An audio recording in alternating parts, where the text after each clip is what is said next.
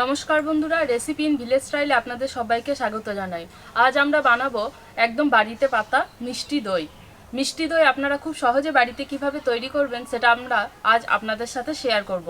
অনেকেই আছেন যারা দই পাততে পারেন না বা ব্যস্ততার চাপে হয়ে ওঠে না। আজ আমরা দেখাবো খুব সহজে কিভাবে দই তৈরি করা যায় বাড়িতেই। আজকে দই বানানোর জন্য আমি এখানে যে সমস্ত উপকরণগুলো নিয়েছি সেগুলো একবার দেখে নিই। 1 লিটার দুধ, 100 গ্রাম পরিমাণ চিনি, এখানে আমি নিয়েছি প্রায় 80 গ্রাম পরিমাণ চিনি, টক দই, 2টি ছোট এলাচ। দই পাতার জন্য নিয়েছি এই রকম প্লাস্টিকের ছোট্ট ছোট কাপগুলো।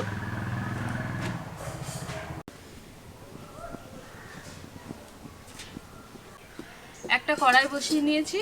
এখন কড়াইয়ের মধ্যে আমি এখানে যে 1 লিটার দুধ নিয়েছি সেই দুধটা ছেঁকে দিয়ে দেব।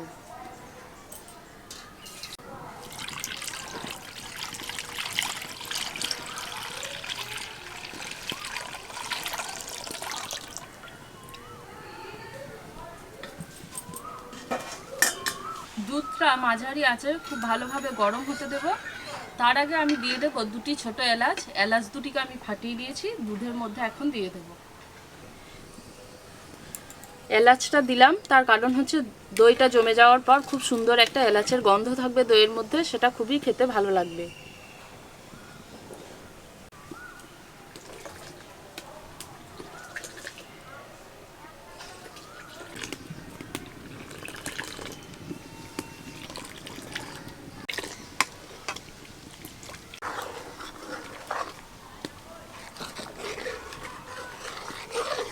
দুধটাকে এখন জাল দিয়ে কিছুটা পরিমাণ ঘন করে নেব।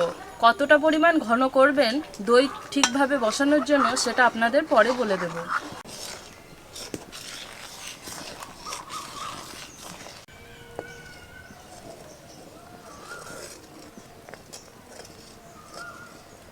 দুধের মধ্যে যদি সর চলে আসে তাহলে সেটাকে হাতা দিয়ে দুধের সাথে খুব ভালোভাবে মিশিয়ে দেবেন। দুধটা ফুটে উঠেছে, এখন আমি দুধের কিছুটা অংশ তুলে রেখে দেব।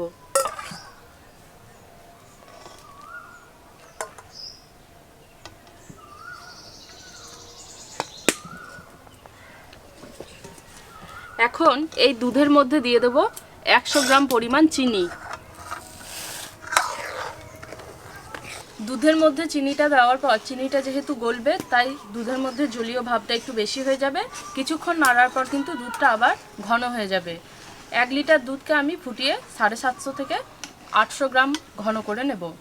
আপনারা যদি বাড়িতে এরকম পারফেক্ট ঘন লাল দই বানাতে চান তাহলে কিন্তু 1 লিটার পরিমাণ দুধকে ঘন করে জাল দিয়ে 750 থেকে 800 গ্রাম পরিমাণ পর্যন্ত নিয়ে আসবেন। তাহলেই দেখবেন খুব সহজে লাল ঘন দই তৈরি করতে পারবেন বাড়িতেই।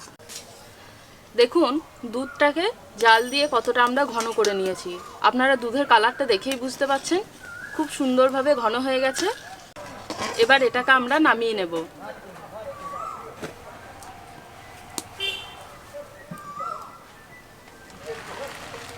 দই জমানোর জন্য দুধের সাথে দই বীজ মেশাতে হয়, তো আপনারা এখানে টক দইও ব্যবহার করতে পারেন বা মিষ্টি দইও ব্যবহার করতে পারেন। আমি এখানে টক দই ব্যবহার করব। আমি একটি ছাকনার মধ্যে টক দইটা দিয়ে দেব।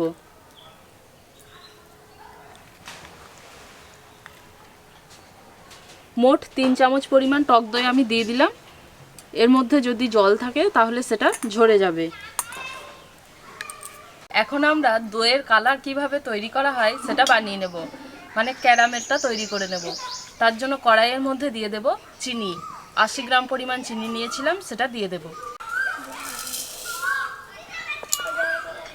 আর দিয়ে দেব 2 চা চামচ পরিমাণ জল।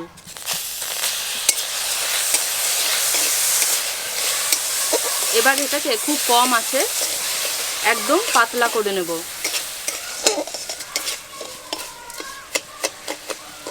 ক্যারামেলটা তৈরি করার সময় কিন্তু সব সময় খুন্তিটা নাড়তেই থাকবেন, তা না হলে কিন্তু কড়াইয়ের তলার সাথে একদম লেগে যাবে আর কড়াইয়ের সাথে একদম চিটচিটে হয়ে বসে যাবে।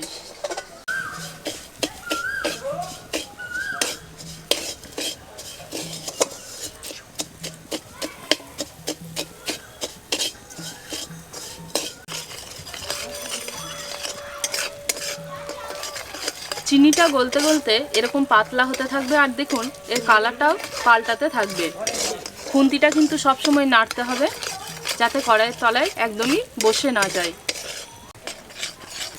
দেখুন চিনিটা গলতে গলতে আস্তে আস্তে লাল হয়ে আসছে, আরও কিছুটা পরিমাণ লাল কিন্তু করে নিতে হবে।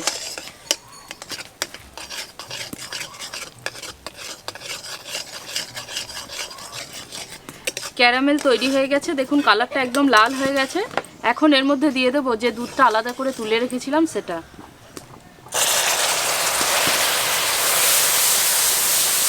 দুধটা দেওয়ার পর এভাবে ফুলে যাবে, সঙ্গে সঙ্গে নেড়ে নেবে, তাহলেই আস্তে আস্তে এটা ঠিক হয়ে যাবে।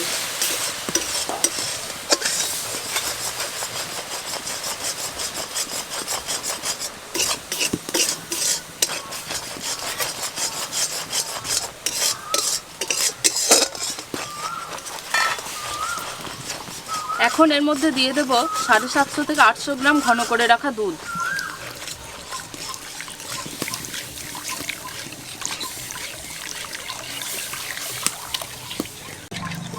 এবার দুধটা দেওয়ার পর কিছুক্ষণ খুব ভালোভাবে এভাবে নাড়তে থাকবো, যাতে এর মধ্যে থাকা দানাগুলো একদম দুধের সাথে মিশে যায়। আর দেখুন কালারটা ভীষণ সুন্দর হয়ে গেছে, এরকম কালারই কিন্তু আনতে হবে।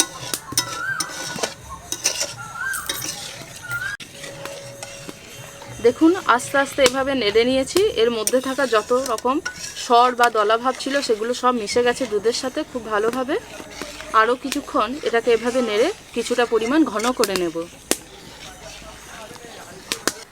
দুধটাকে একটা জায়গার মধ্যে ঢেলে ঠান্ডা করতে দিয়েছি। দেখুন কতটা পরিমাণ ঠান্ডা হবে সেটা আপনাদের বলে দিই। একটা আঙুল ডুবিয়ে রাখার মতো, একদম কুসুম কুসুম গরম থাকবে সেই অবস্থায়। দেখুন আমি আঙুলটা ডুবিয়ে রাখতে পারছি, এতটাই ঠান্ডা কিন্তু করতে হবে। এখানে আমি যে টক দইটা জল ঝরতে দিয়েছিলাম, জলটা খুব ভালোভাবে ঝরে গেছে। এবার আমি একটি অন্য বাটির মধ্যে টক দইটাকে নিয়ে খুব ভালোভাবে ফেটে নেব।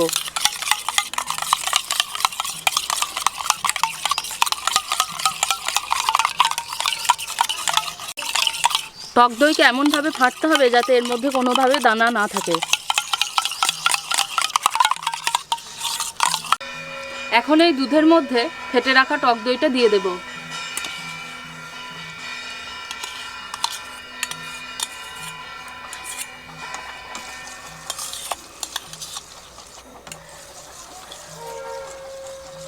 খুব ভালোভাবে দুধের সাথে মিশিয়ে নেব।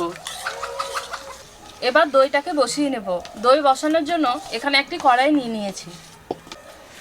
এই কড়াইয়ের উপর বসিয়ে নেব একটি থালা।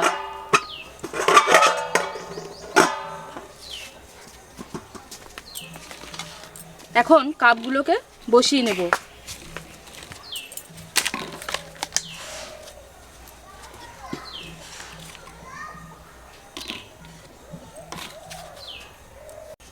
আমরা এখানে 7টা কাপ বসিয়েছি, যতগুলো কাপে হবে ততগুলোতেই ভর্তি করে নেব।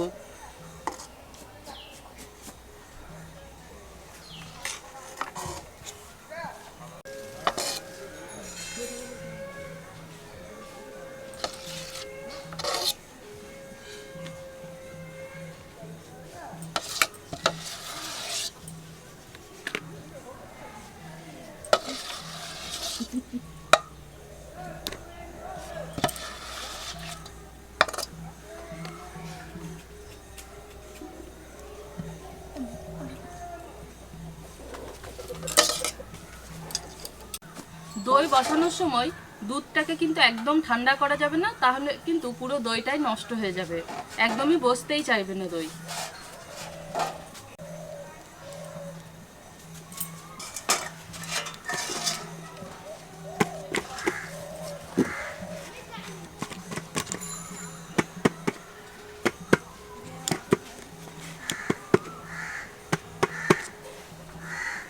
এই কড়াইয়ের মাপে আমি একটি ঢাকা নিয়েছি, যেটা কড়াইয়ের সাথে একদম টাইট হয়ে লেগে থাকবে।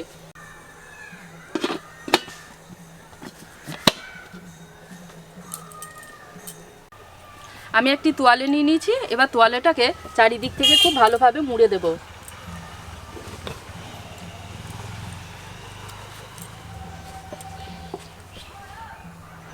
এভাবে তোয়ালে দিলে মুড়ে দিলে ভিতরটা কিন্তু একদম খুব ভালোভাবে গরম থাকবে।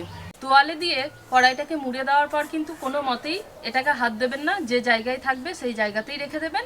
আর এটাকে 6 থেকে 7 ঘন্টা একদমই নাড়াচাড়া করবেন না, তাহলে কিন্তু দই একদমই জমবে না। বন্ধুরা, আপনারা তো দেখেছিলেন আমরা দই বসাতে দিয়েছিলাম, আমরা দইটাকে জমতে দিয়েছিলাম প্রায় সারা রাত্রি জমতে দেওয়ার পর আমরা এখন দইটা কি অবস্থায় আছে সেটা দেখে নেব। সারা রাত্রি জমতে দেওয়ার মধ্যে কিন্তু কোনোভাবেই এটাতে হাত দেবেন না, প্রথমেই বলে দিয়েছিলাম। এখন এই তোয়ালেটা খুলে নেব।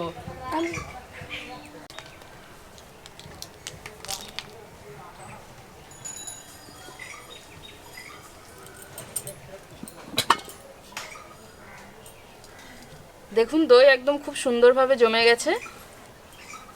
দইটা ঠিক কীরকম হয়েছে সেটা তো আপনাদের দেখাবই।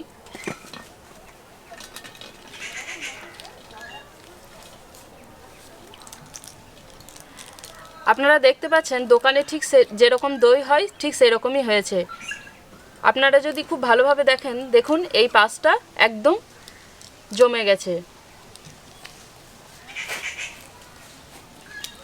দই কীরকম জমেছে সেটা আপনাদের দেখাচ্ছি।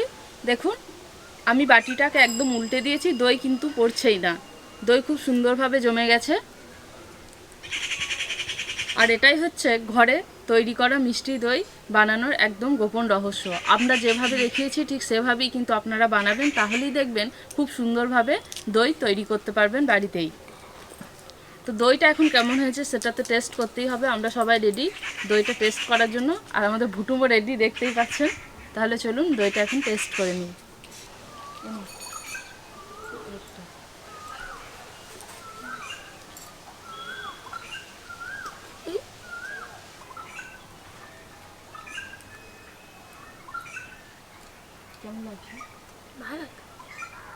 দইটা এখন কেটে দেখাচ্ছি।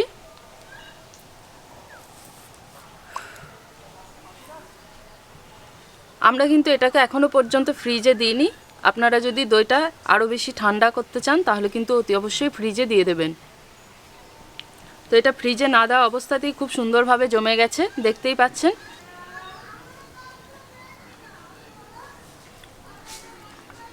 ব্যাপক টেস্ট হয়েছে, দারুণ লাগছে খেতে, অপূর্ব হয়েছে। একদম দোকানের মতোই লাগছে, অসাধারণ টেস্ট হয়েছে।